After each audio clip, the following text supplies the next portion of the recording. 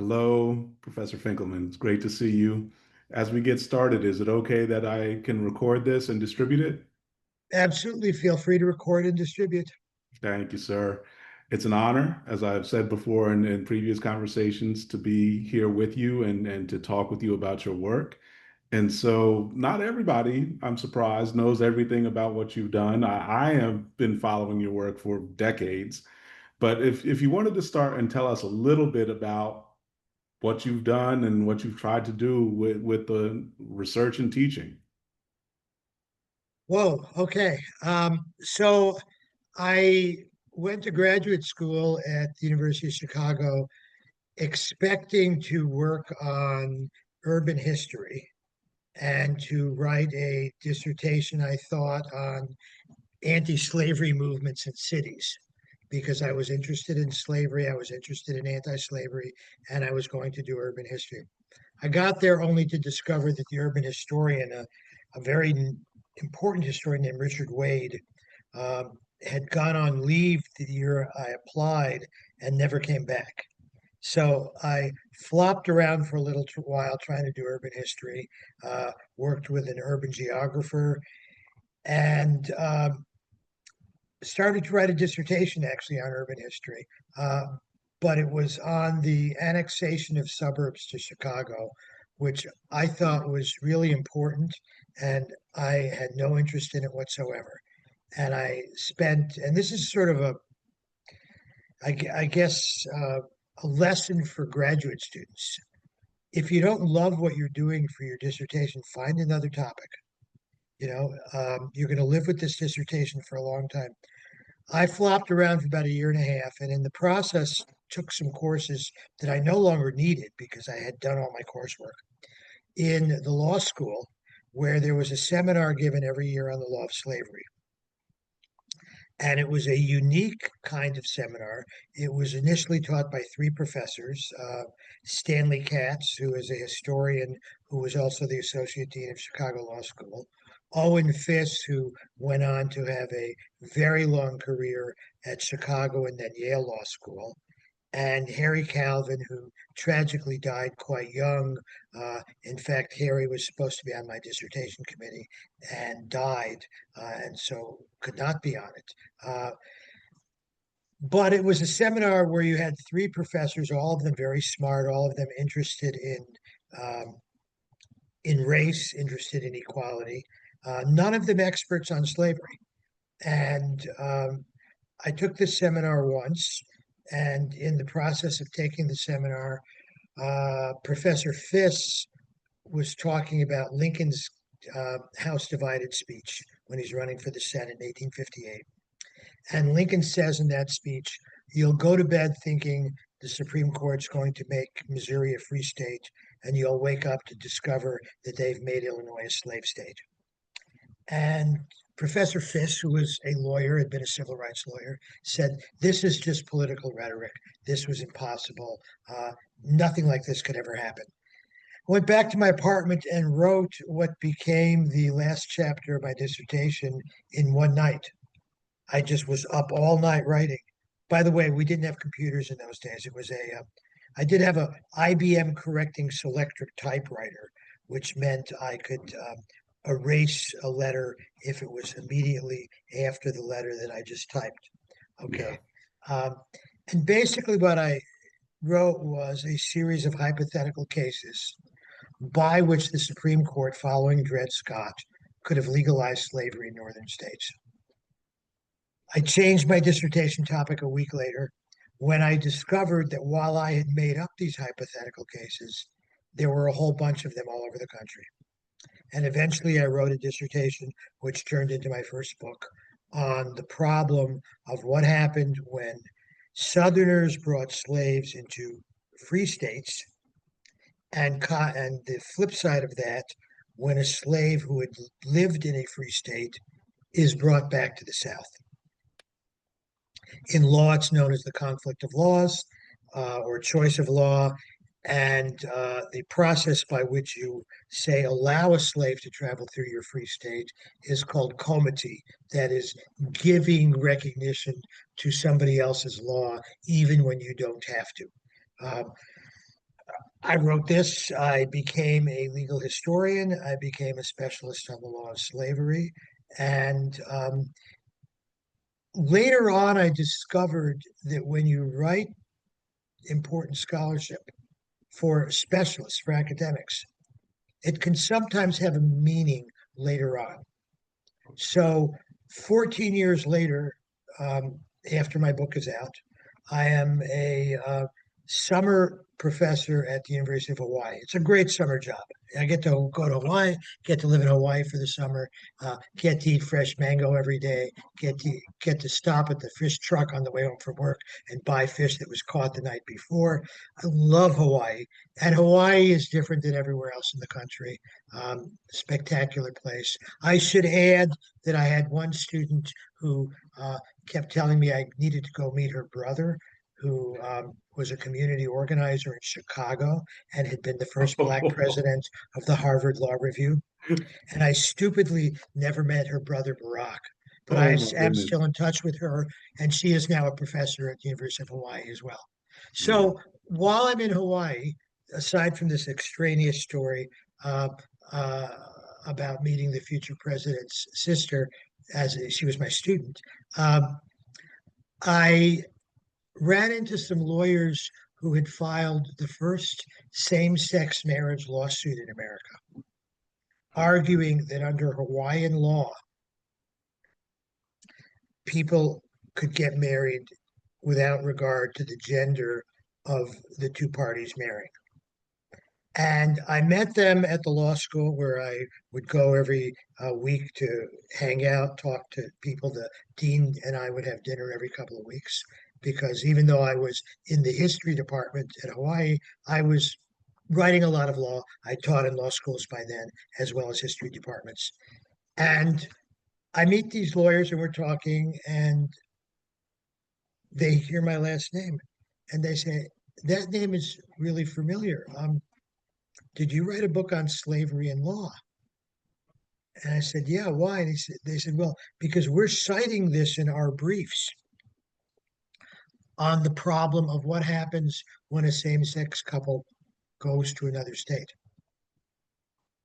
So one of the things I learned is that all of us who write historical scholarship may have an influence that we couldn't possibly imagine. I will give you another very current example of this. 4 years ago, I co-authored an article on the meaning of birthright citizenship with a law professor at UC Davis Law School, Gabriel Chin. And basically, our argument was that the 14th Amendment means exactly what it says, which is all persons born or naturalized in the United States and subject to their jurisdiction are citizens of the United States. That the framers of the 14th Amendment knew that there would be people in the US whose parents were here illegally. And in fact, one reasonably decent sized category of such people were Africans who had been illegally brought to the United States and kept as slaves. Well, they were illegally here. They were, in effect, undocumented aliens. They were migrants who had no right to be here. But everybody knew they were here. A ship, for example, might get captured by the Navy, towed into American harbor. The ship captain is being prosecuted for violating the slave trade. And the Africans on the ship, who are technically not slaves in America, because we don't allow the slave trade anymore, would be put in the local jail for safekeeping while they were sorting all this out. And the sheriff might rent some of them to local Southern planters. And Hmm. these Africans would simply disappear into the slave community. So Hmm. there are literally hundreds or maybe thousands of people in the US when the Civil War begins who are not legally there. But when Congress writes the 14th Amendment, it says not that they're citizens because they weren't born here, but their American born children are. Yeah. Okay. That's one category. There are other categories. Uh, President Trump, for example, discovered the Alien Acts of 1798 as a way of deporting people, deport enemy aliens. But of course, what President Trump doesn't seem to know is that under the Alien Act of 1798, somebody who was scheduled for deportation and was not deported would remain in the US, and under the 14th Amendment, their children would be citizens birthright, even though they are illegal aliens, undocumented aliens, people who don't belong here. So we wrote this article, published it in a law review in 2021. And some of my colleagues said, nice piece, useful, interesting, nice piece of work. Then suddenly it's 2025, and the president says people born here are not citizens if their parents aren't legally here. And now this article is being cited in briefs. It was quoted in the New York Times. It has been quoted on various important blog sites and websites. It will be undoubtedly cited in court decisions as these cases come down. So, again, for people who are interested in history and they write on some sort of obscure topic, they should know that their obscure topic may someday be really important for the Exactly. political structure, for the social structure of America. And by the way, I've Absolutely. written a great. I will stop babbling in a minute because you asked a question, and I'm not even sure if I've directly answered it. Yes, no, you've Uh, spoken to it. but I'm speaking to it. I've written a lot on fugitive slaves, and I've written a lot on resistance to fugitive slaves being taken back to the South.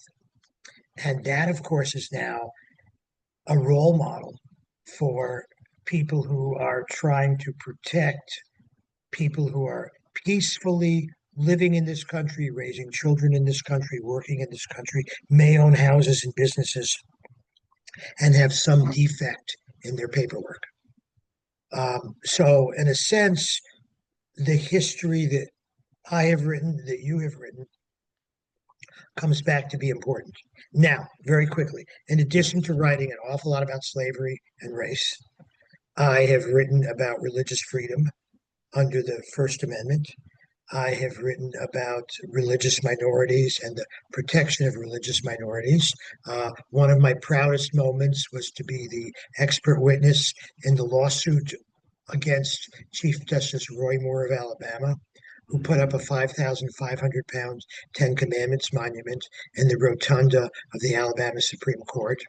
And I was the expert that helped the court decide you can't do that, it's unconstitutional, and he was forced to take it down. I've been an expert in a number of cases involving religious freedom, in a voting rights case in South Carolina, um, in some other discrimination cases, as well as the expert witness in the lawsuit over who owned Barry Bonds' 73rd home run ball, because I was the only person in the world who'd ever written an article on why you own a ball if it's hit into the stand. That case is now taught in many law schools as the first case in property one. Wow. Now, keep in mind, I went to graduate school to get a PhD in history. I am not an attorney. I don't practice law, but I have spent about half my career teaching in history departments, half my career teaching in law schools. Um, Everything in this country sooner or later ends up in court, which is why I like being a legal historian. You give me the problem, I'll direct you to where it's going to end up in court or it has ended up in court. And when people do social history, when they want to know about ordinary people don't usually leave diaries. There aren't letter collections in a library. They may not leave any records in a newspaper. There may not be an obituary, but ordinary people show up in civil court and criminal court all the time.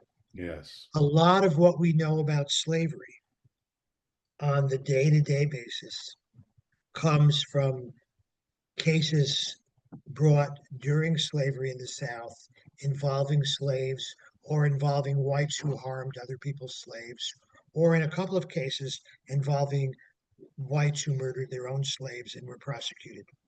So we get to see a lot about slavery. We get to understand slavery, and we get to hear the voices of slaves, obviously filtered through white court reporters and white judges and white lawyers. But at times, it's all we've got. Yes. Um, Similarly, you know, if you want to study the poor, there are all kinds of courts that regulate and listen to cases involving the poor. Pennsylvania has something called an orphans court, Yes. family court, small time criminal court.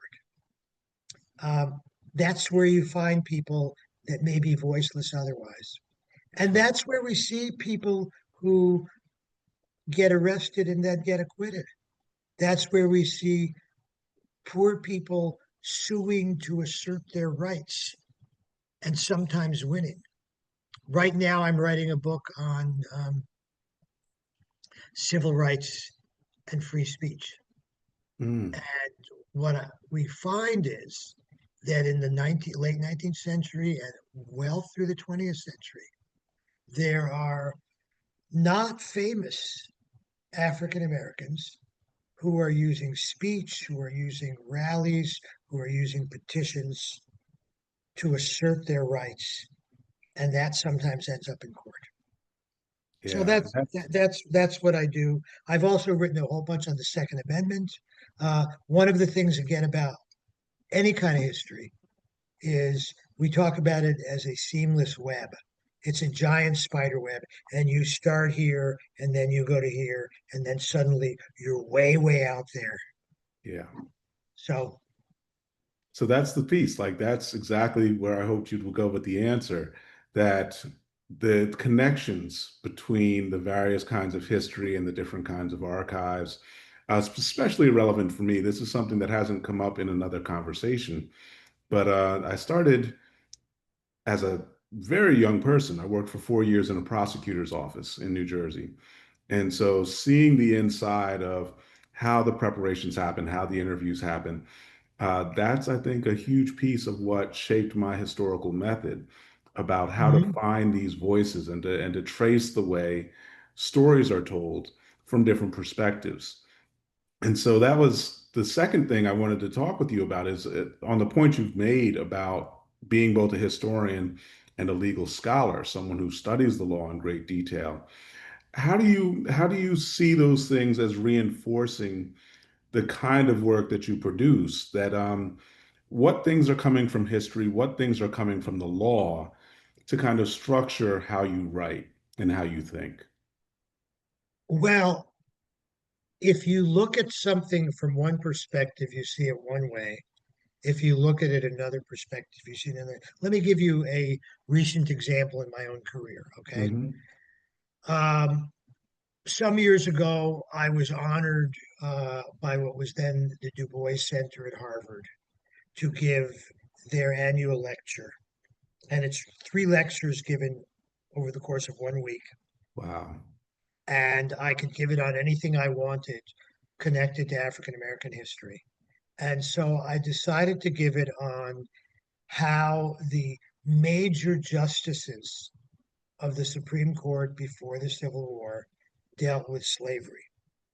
And as it turns out, if you talk to lawyers, you're lucky if they can name anyone beyond the three major justices, the three most famous ones: Chief Justice John Marshall, Chief Justice Roger Taney, who wrote the Dred Scott decision, and Joseph Story, who is an associate justice for many years and a incredible legal scholar who writes book after book after book. And when he's not sitting on the Supreme Court, he's teaching at Harvard Law School. There are other important justices in this area. I just wrote an article on John McLean, who is one of the longest serving justices in US history, and for most of his career, the only open opponent of slavery sitting on the Supreme Court. Okay. But he is not remembered in part because he didn't get to write the big decisions because he's on the wrong side of many of them. He Yeah. writes some nice dissents, writes some wonderful dissents. Okay. So I'm doing this book, and after I gave the lectures, I was told I'm supposed to turn it into a book. So I know what I'm going to say about Tawny, which is that he is thoroughly pro-slavery. He is thoroughly racist. He'd always been that way.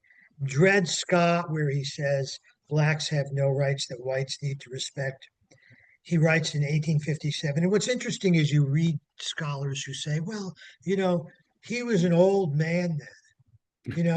We can't judge his career by what he does when he's, aging.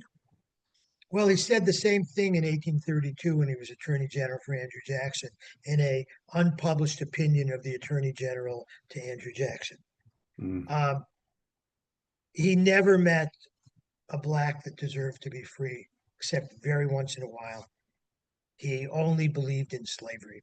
yeah. Dred Scott is not the mumblings of an old man. Dred Scott is the culmination of a career of taking this position. By the way, early on in his career, he frees most, but not all of his slaves, and he expresses some concern about slavery. But that changes, and the rest of the time, he's who he is. Okay, I know about Tony. Story's more complicated. Early in his career, he is openly anti-slavery. Um, he writes a couple of opinions. In those days, judges heard trials in what was called circuit court. He writes a couple of circuit court opinions that are vigorously anti-slavery. And then something happens and he turns and goes the other way. Mm, And he writes in 1842 the decision of the court in a case called Prick versus Pennsylvania, where he upholds the Fugitive Slave Law of 1793, says no state can give due process to alleged fugitive slaves, and that nobody can interfere. Excuse me. Nobody can interfere with the return of a fugitive slave. It is an enormously pro-slavery decision. And had Dred Scott not come along 15 years later, Story would be remembered as the most pro-slavery justice. So wow. there's the Story who opposes slavery. There's the Story who writes these great opinions, and you can track his life as he moves from supporting freedom to supporting slavery. And Wow. then there was John Marshall, and I didn't know what to say about John Marshall. Every biographer of John Marshall said the same thing.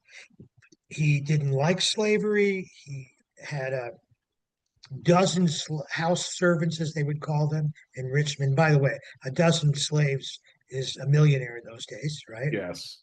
Uh, and that he didn't profit from slavery, but that he was a man of his times and he put up with it. And I struggled to figure out what do I have to say that's original. One of the problems is almost everyone who ever wrote a biography of Marshall was in love with him. Yeah. And so this is how he is cast. And then towards the end, when I was truly struggling, I ran into a biographer that notes that Marshall offered freedom to one of his slaves in his will, but the slave declined to take it. Mm, And I thought, well, I guess I had to go read his will. I don't know why I didn't think of this earlier. Why would the slave decline to accept freedom? His will is a revelation. By the way, he writes it 3 times, so you get to see him over time. So this is where the legal scholar, the person reading court decisions, is morphing into the historian who's reading wills and hmm. eventually looking at census data, right? Yeah. So the first paragraph of his will says, I give to my wife my house in Richmond with all the furniture, et cetera, et cetera, and the servants in the house, and he proceeds to name 15 people as slaves, plus the unnamed children of one of them. So Oh. it's not a dozen, it's a dozen and a half. Now, nobody's going to change the way we view history because Marshall has 18 slaves instead of 15 or 12 in Richmond, right? Fine. 2 paragraphs later, he says, I give to my nephew my plantation at Chickahominy with the land, farm animals, farm equipment, buildings, and usual number of slaves. And this is where being trained in two fields, because although I didn't become a lawyer, I did do a postdoc at Harvard Law School where I took many, many courses, and I took some law classes at University of Chicago when I was doing my PhD. So this is where being trained in two fields is different. As a Southern historian, and I worked with one of the greatest Southern historians of the 20th century, John Hope Franklin, who is also, of course, certainly the most important Black intellectual of the last half of the 20th century. As a Southern historian, I knew that a plantation has 20 or more slaves. I also know John Marshall, for all his wealth, he's a very wealthy man when he dies, is quite modest. He wouldn't say I'm a planter unless he was one. He wouldn't say Mhm. I have a plantation if he only had 5 slaves. So then we get to the next step of how you do history. I contacted a graduate student that I am on her dissertation committee, a woman named Candace Jackson Gray, who is getting a PhD at Morgan State, and I'm on her committee. She's, by the way, writing a very important dissertation on the law of slavery in Texas. And Wow. but she's also a crackerjack numbers person and census uh, and sort of genealogy person. So I send her a brief note. I should add, after I read about, I give this to my nephew. The next paragraph is I give to my land in Fauquier County, which is west of Richmond, that my son John Jr. is on. I give him the land with the usual number of slaves. Then he gives other land with the usual number of slaves. Then he gives other land with the usual number of slaves to his children. So this is looking a lot like a lot more than 12 people, Uh-huh. or even 18, right? So I ask her if she can find out how many slaves are on the Chickahominy plantation and the 2 farms that we know of in Fauquier County. Hmm. And she comes back with 63 slaves at Chickahominy, dozens on both these other places. Oh my goodness. Then I go through the Marshall papers, the personal papers, because I wasn't looking at the personal papers. I was looking at court cases, right? Yeah. What we discover is that as a young man, John Marshall is constantly buying slaves. When he gets married, lives in Richmond, he's a lawyer. He doesn't own any land outside of Richmond. He's a middle class guy on his way to being upper class. He needs servants. You live in Richmond, you buy slaves. That's the world, you know. Yes. That, but he's buying lots of them, and then he acquires land in his home county, in Fauquier County. So he's buying and shipping them there.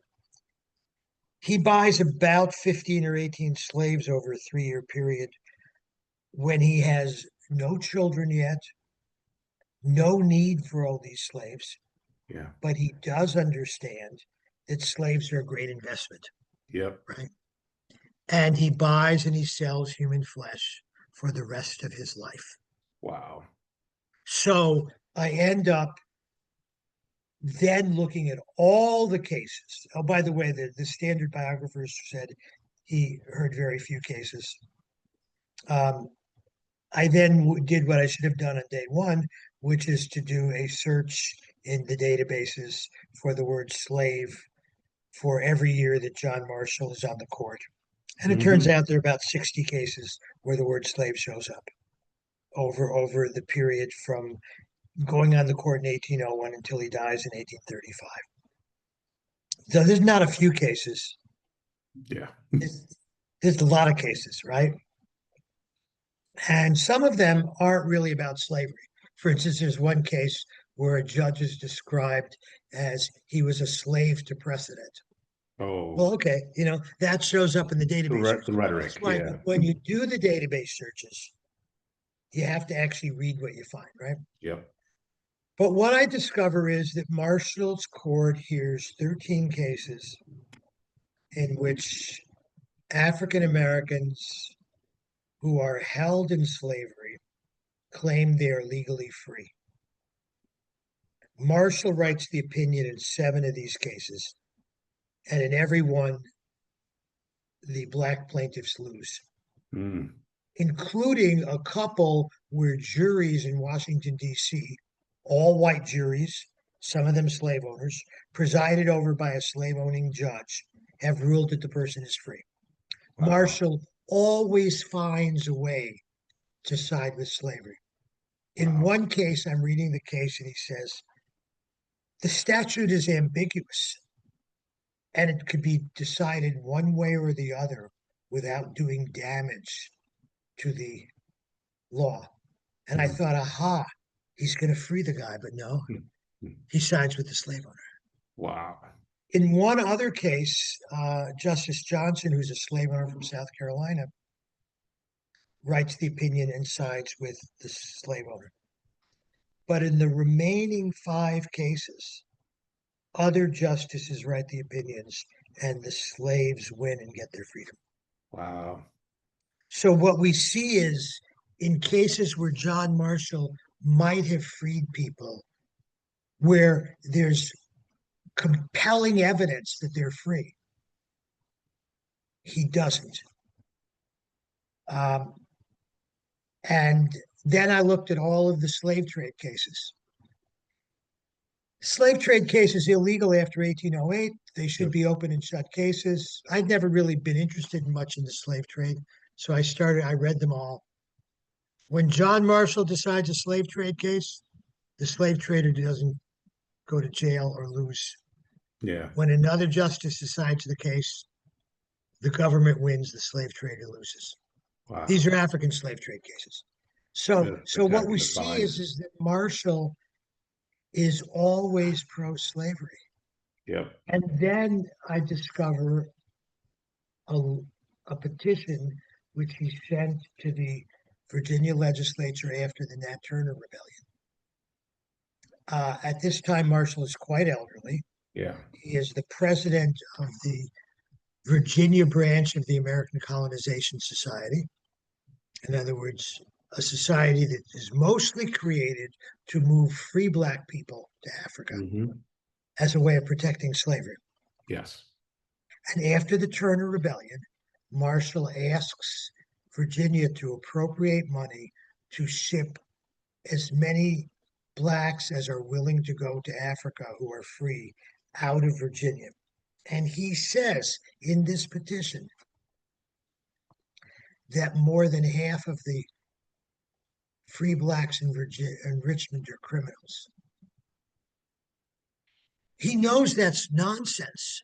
He knows that's not true. It sounds like a presidential candidate saying that all Mexican Uh-huh. immigrants are drug dealers and rapists. I can't imagine who would have said that. But anyways, the and so what it turns out is that Marshall, in fact, does not believe black people should ever be free in the United States. He says in this petition that they are pests. Oh. Now, you know who else said that free black people are pests? His cousin Tommy Jefferson. Mm. They are cousins. In a famous letter to a Virginian who tells Jefferson, "I'm going to take my slaves to Illinois and free them." This is Edward Coles, who later becomes governor of Illinois. Cole says, "I'm going to take my slaves to Virginia because I read your Declaration of Independence. I believe in what you say." Mm. Jefferson says, "Don't free your slaves. Free blacks are pests on society." So I end up writing the book. It's called Supreme Injustice, Slavery in the Nation's Highest Court. I end up with 2 chapters on Marshall, not one, because Yeah. I have one chapter on the cases, another One more. chapter on his life as a slave owner, Yeah. And here's how weird life can get. John Marshall Law School in Chicago is now called University of Illinois Chicago Law School, and Cleveland Marshall Law School is now called Cleveland State University Law Yep. School. They changed their names because my book Showed the truth. alerted people to who Marshall was. Now, I don't know if they should have changed their names. Marshall is still an important justice. Somebody Yeah. said, "Are you trying to cancel John Marshall?" And I kind of Oh, laughed and said, "I teach constitutional law. You can't you teach can't do it constitutional without law him. without John Marshall." Yeah. And many of his opinions are still regularly cited today. He is a very important justice. Just because he's important and just because he may be great as a justice doesn't necessarily mean he's an admirable human being. Mm. And when you name something for somebody, nobody's perfect. If you'd owned a dozen servants in Richmond, I wouldn't have written any of this because Yeah. nobody's perfect. But Marshall turns out to have been pretty bad. No, that's really crucial because of one of the conversations we had earlier prior to doing a call like this um, was about the notion of property in American law and the way it kind of evolves. And the case that you're just laying out is at the root of Marshall's sense of property ownership. Um, I wanted to see if you could rehash a little bit of what we talked about some time ago, about how you've seen property in the law kind of evolve. And I'll say this comes from some of my own work where I look at the idea of the defense, the legal defense of the plantation shows up throughout contract law in the antebellum period. And Right, then right, there's this shift towards the defense of factories, industrial plant as a construct, a commercial venue that emerges right. late in the 19th century into the 20th century. And then there's this shift that's happening late 20th century into the 21st into the legal defense of information and intellectual property that has Hmm. developed this huge kind of body of law. And we're still defining it now around artificial intelligence. This is a huge piece about what are legal practices and what practices are unethical or illegal. I wanted to get your insight about that kind of shift over time. How do you see the way that the law functions in commerce, in business? By the way, there's also the property in catching a baseball that gets it Yes, to the exactly stands. right. And you notice that we see fans hitting each other to get the ball. Yeah, We see violence. We see the jerks who tried to pull Mookie Betts' glove off his hand in the yeah, World Series last year. It's really deplorable. But let's start with the understanding that unlike the French Revolution, which was a revolution of peasants against a monarchy, yeah, or the Russian Revolution, which was essentially a revolution of the vast majority of landless poor Russian workers who were oppressed in factories against the Czar. The American Revolution is a revolution of middle class property yep, owners.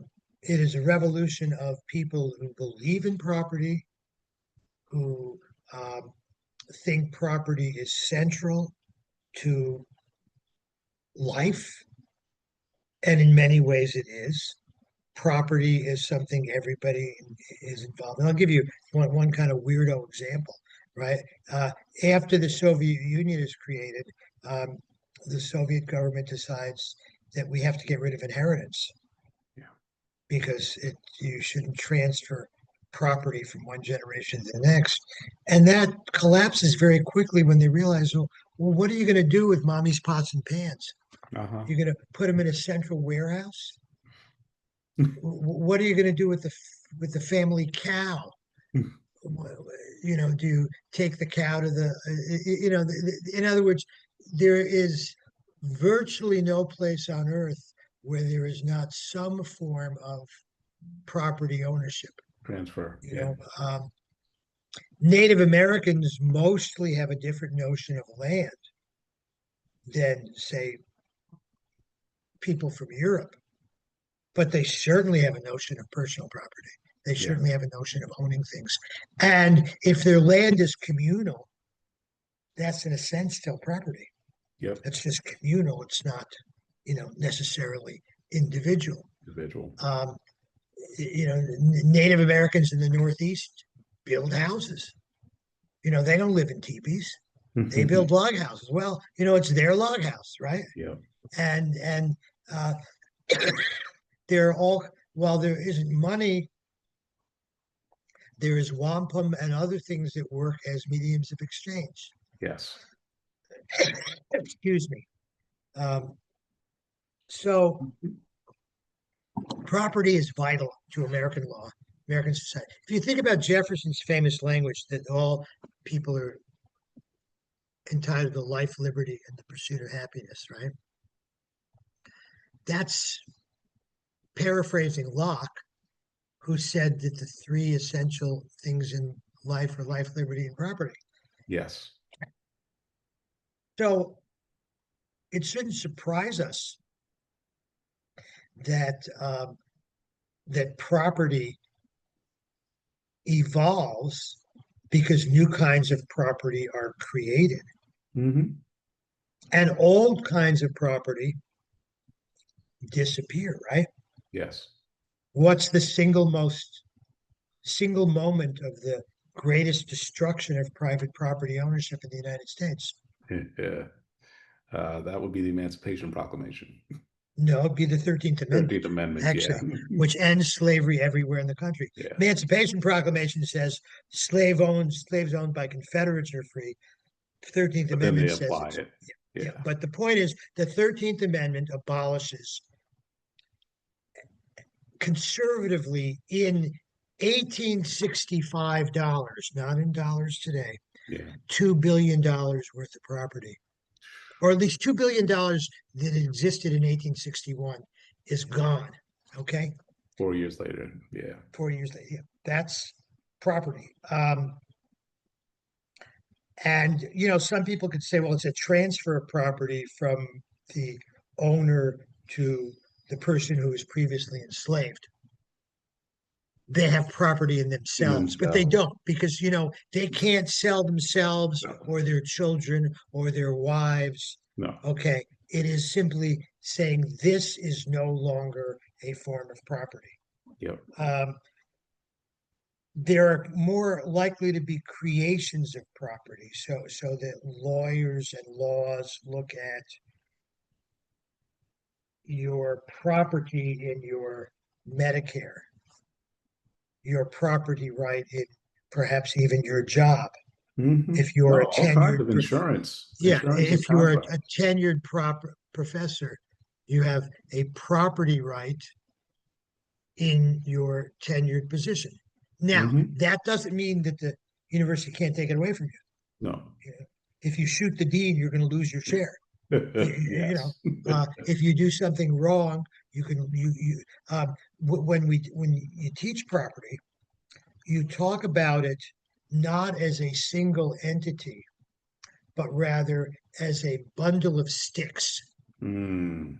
So if you think about, you buy a house,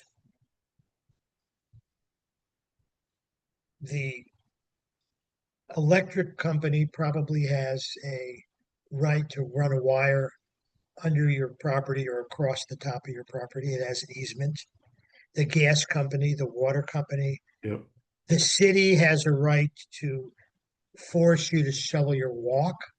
The city may have a right to force you to mow your lawn. Yep. There are all kinds of things that you don't own about this property. You own it, but you don't. Other people have a piece of it. There's still And of course, responsibilities. Yeah. you owe taxes on it. And if you don't pay your taxes, you can lose your property. Lose it. And if you have a mortgage, well, the bank has a piece of your property. So property evolves in many ways. I don't see anything extraordinary about the evolution of large agricultural entities plantations in the South, big agribusiness today Hmm. as being a function of property. Mm. Um, and by the way, I mean, I've had friends and family members who have owned land in the Midwest, and oh my, they want to take it from me. They want to pay me 10 times what I paid for it. I think I'll stop being a farmer and do something else. That's I, right. th- I, th- I think I'll let them turn my farm into houses, um, and or condominiums or a factory. Yeah, you're speaking my language. That's my You first two know, the books. the the state comes along and says, "Oh, we want to build a road here. We're buying your house from you." It's real. I grew up in a very, very tiny town in way upstate New York, Mm. with almost no economy. Uh, and my father owned a small business. Tell you how small it was. It was my father, my mother, and one guy who worked for my father. That was that's your real small business, right? Yeah. And he owned a fairly rundown building, quite old, kind of dilapidated. It had a freight elevator up to the fourth floor, or else it was a walk up. It was not a great building. Nearby was a bridge, like 100 yards away was a bridge that crossed the river in the town to the other side of the town, the north side of the town. The river ran east west, bisecting the town. And my father waited his whole business career for the city to have to rebuild that bridge so they could condemn his building and he could get paid to get out of it. He Oh, couldn't never happen. He couldn't wait for eminent domain to take his building. coming for it. So Didn't that didn't actually did relates to one of my last things, and this was something I didn't anticipate prior to us doing this. But good colleague, legendary scholar here in the Twin Cities is James Brewer Stewart. He passed. the late and deeply missed and wonderful and fabulous and a incredible human being and a damn good scholar. That is And exactly what I was going to ask. Was like and your thoughts on his work and his contributions. Jim probably should have taken me out for a nice dinner because I assigned his book on the abolitionists many, many times. If you allow So me, he got his I will definitely carry that debt forward. That's a dinner I will then pick up. yeah. So what do you want to know about Jim now that I've told you Yeah, what like you just need to that you know? talk about his work and abolitionism, actually, in the context of what you've already Uh, said about the 13th Amendment. Look, Jim's book, Holy Warriors. And now I should tell you, I have lots of friends who've written really good books on anti-slavery. Yeah. Lots of friends who've written books on lots of things that are good. I would say Jim's book, Holy Warriors, at the moment remains, I think it's like he did a third edition of it, remains the single best short one volume history of American abolition. Now, can someone come and write a better one? Sure, because we learn more every year. We know things, we find things out. By the way, my good friend and sometimes writing partner Seymour Drescher at Pittsburgh Yeah. wrote a book called Abolitionism that's this thick, which Mm. is like a global, Yeah. phenomenal book. He should have gotten a Pulitzer for it, but Oh, you only get, well, lots of people should get, they should have like a dozen Pulitzers, not one. You know, that's it, real. how do you choose the best book Mm. any year, right? I've been Impossible. on prize committees. It's difficult. I get it. I get it. So where? I was on the Lincoln Prize committee, um, and so I had to pick, which book gets the Lincoln Prize this year. And fortunately for the committee, it was the year that Eric Foner published his biography of Lincoln. Mm, And so it was easy yeah. because here's a guy who had a incredible stack of books, all of which could have been prize winning books. Yes. and he happened to write his Lincoln book that year, so it was easy. The question was, who do we pick for the runners up? Because and you could announce the runners up, and they got you got Yeah, credit for having the runners up. So I've been on a prize committee. I've won prizes, but Stewart himself was a prize, yeah, and in fact, I hope that some organization will create a James Brewer Stewart, Jim Stewart Prize for the best book of the year or the best article of the year on anti-slavery, and yeah. name it for him because his memory should live on.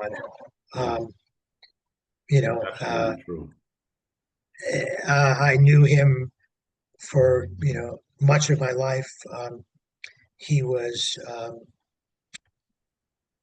There was a level of kindness in him, and a kind of a level of being humane that you rarely see in anybody. Um, and that was who he was.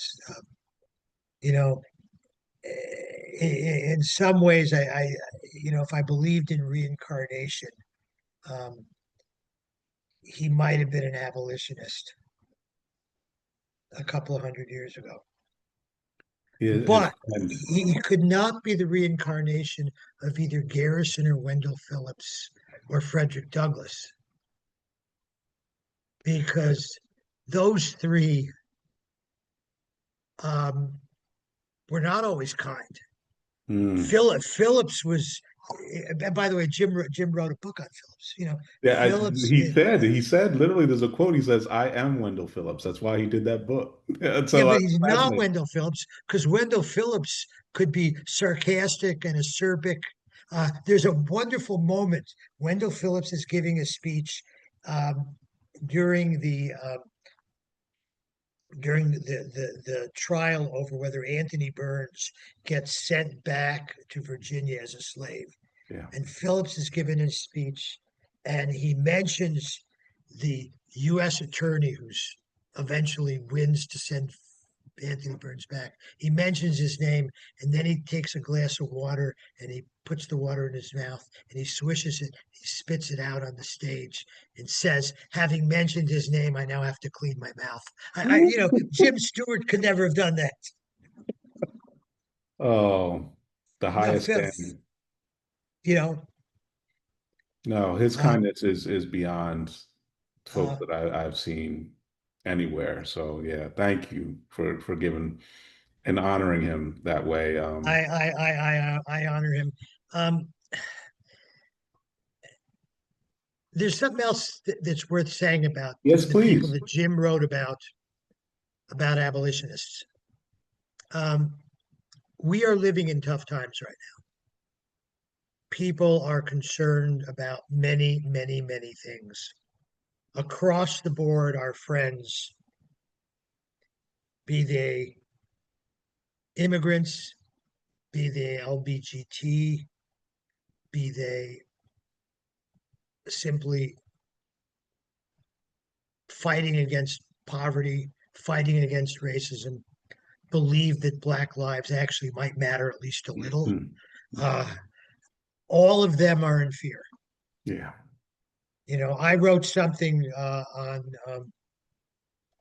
the website Slate the other day uh, on on the attempt to get rid of absentee voting. And in my piece, I said that among other things, this would prevent an oil worker working on a derrick in the Gulf of Mexico from voting. And Hmm. one of my colleagues said, "You better watch out. You might get arrested for having called it the Gulf of Mexico." That's kind of the world we're in, right? Yes. And we have to fight this every way we can. I've written things on Washington Monthly and in Slate and wherever else I can to say we have to fight this. You know, we have a president who says the Smithsonian shouldn't talk about how bad slavery was. So I just put up a piece Washington Monthly to explain, if he read it, how bad slavery was. Yes. And it was bad, and we have to teach about it because it's part of who we are. But Yep. as we face the world we face, and we struggle to make it a better place, it is worth remembering that in 1831,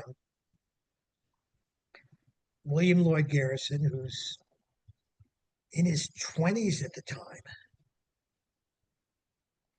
starts a newspaper called The Liberator. Yes. And he stops publishing The Liberator in 1865. Hmm. He spends 34 years struggling against slavery, facing mobs, facing people screaming at him, sometimes wondering if his project is going to put bread on the table for his growing family. And so when I think about the struggles that people make and the time we put in, everybody ought to learn about Garrison and Wendell Phillips, who joins him a couple of years later. Um, they spend 3 decades To reach the goal. to reach the goal. We're just getting started, and these are the goals we have to reach. And we, Because and everybody has to do what they can do. yeah. Because we Um, do what we do, it's what builds the future that we hope for. And we don't know when, so but it will come. yeah, and so again, to give you an idea, so I published this piece on why absentee balloting is central to our world, to elections, to democracy, to voting. And I give examples of what happens if you don't have it. And, people are going to read it. Some people said, hey, nice piece, blah, blah, blah. A activist lawyer I sent it to emails me back and says, I'm sending this to every lawyer I know who is Awesome. fighting on these cases. Love it. A law professor at a major Ivy League law school sent the same thing to me. I'm sending this to every. So what we do as historians, what we do in bringing the knowledge and the precedents and the reality of the past into the public eye can affect politics, it can affect law, it can affect justice. So well said. I think we'll draw a string on it there. I hope we can do this again one day. But thank you. Thank you for You're everything you welcome. do Thank you. and continue to lead us forward. And I'm happy to talk to you again. If people are interested in contacting me, I'm currently teaching at the University of Toledo Law School, and you can find me on the Toledo Law School uh, website and email me if you want. Absolutely. This will go up. I'll share a copy with you in the matter of a couple days, and then also the link where everybody will be able to access it. So please make use of it with your whole network. Yeah. And I have a couple million people who I know will be thrilled to hear this. But by the way, Toledo was a center of anti-slavery radicalism. Yes, And indeed. Congressman James Ashley was from here, one of the many Ohio congressmen who fought against slavery. John Bingham wrote the Section 1 of the 14th Amendment. So it's You're in the right place, continuing the work. this is a place where these battles were fought then, and we will fight new battles going forward. Thank you. My pleasure.